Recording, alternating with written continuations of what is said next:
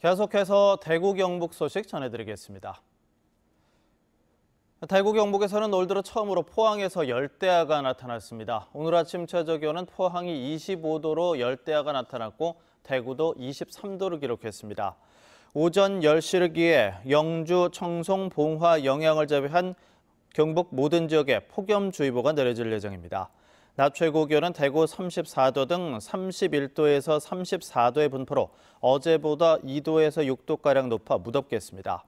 경북 남서 내륙에는 오후 한때 5에서 30mm의 소나기도 예상됩니다. 경로당마다 산발적으로 진행되던 노인 여가 프로그램이 앞으로는 도내 경로당 전체로 확대됩니다. 이를 위해 도내 전체에서 500명의 프로그램 강사가 대거 채용될 예정인데 농촌 지역은 강사 수급 문제가 사업 성공의 걸림돌로 지적되고 있습니다. 홍석준 기자입니다. 경로당에 배치된 강사가 노인들의 운동과 여가를 돕는 경로당 행복 도우미 사업.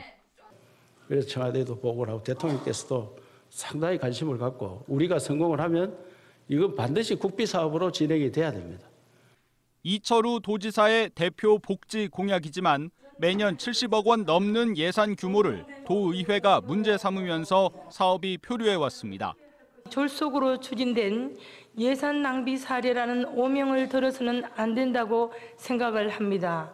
필요한 경우 원점에서 행복도우미 사업을 재검토해야 한다고 생각하는데 문경과 예천에서 시범 사업을 진행해온 경상북도는 당초 계획대로 500명의 강사를 경로당에 투입하기로 가닥을 잡았습니다. 강사를 단순 파견하는 예천 모델, 강사를 직접 고용해 권역별 관리 책임을 맡기는 문경 모델, 그리고 이 두 가지를 결합한 모델까지 총 3가지 형태가 제안됐습니다.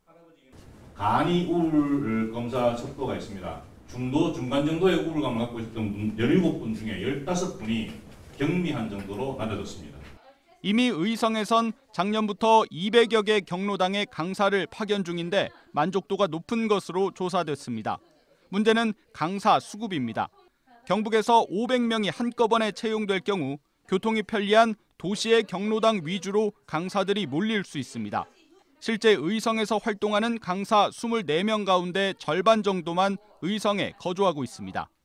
이러한 예천 모델이라든가 이안 문경 모델을 시군에서 좀 선택을 해서 이렇게 할 수 있는 그런 부분이 좀 배려가 되었으면은.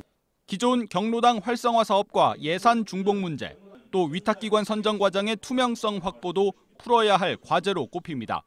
경상북도는 내부 논의를 거쳐 이달 중 경로당 강사 파견 모델을 최종 확정할 예정입니다. MBC 뉴스 홍석준입니다. 내년 총선을 앞두고 지역 출신 자유한국당 의원 물갈이 폭에 관심이 쏠리고 있습니다. 자유한국당 신정치혁신특위 신상진 위원장은 최근 정치 신인에게 50%의 가산점을 주는 등의 공천 개혁안을 마련해 지도부에 전달했다고 밝혔습니다. 또 박 전 대통령 탄핵과 지난 총선 공천 후유증에 대해 책임을 물어야 한다고 해 지역 의원이 많이 포함된 친박계를 겨냥한 것이란 분석이 나옵니다. 하지만 정치 신인을 이전 선거에 한 번도 예비 후보로 등록한 적이 없고 자치단체장 출신도 제외하기로 해서 현역에 맞설 만한 순수 신인이 얼마나 될지 부정적인 전망도 적지 않습니다. 경북지방경찰청 사이버수사대가 올 상반기 사이버 도박 특별 단속을 한 결과 모두 230여 명을 붙잡아 4명을 구속했습니다. 이는 지난해 같은 기간에 비해 단속 건수는 100여 건, 검거 인원은 60여 명 증가한 수치입니다. 나이별로는 20, 30대가 전체 76%로 가장 많았고 도박 행위자가 71%, 도박 사이트 운영자 18%, 도박 사이트 홍보책 10% 등으로 나타났습니다. 대구시가 여름 캠핑철을 맞아 축산물 가공품을 집중적으로 점검합니다. 대구시 보건환경연구원은 오늘부터 4주 동안 축산물 가공업체 280여 곳을 방문해 검사합니다.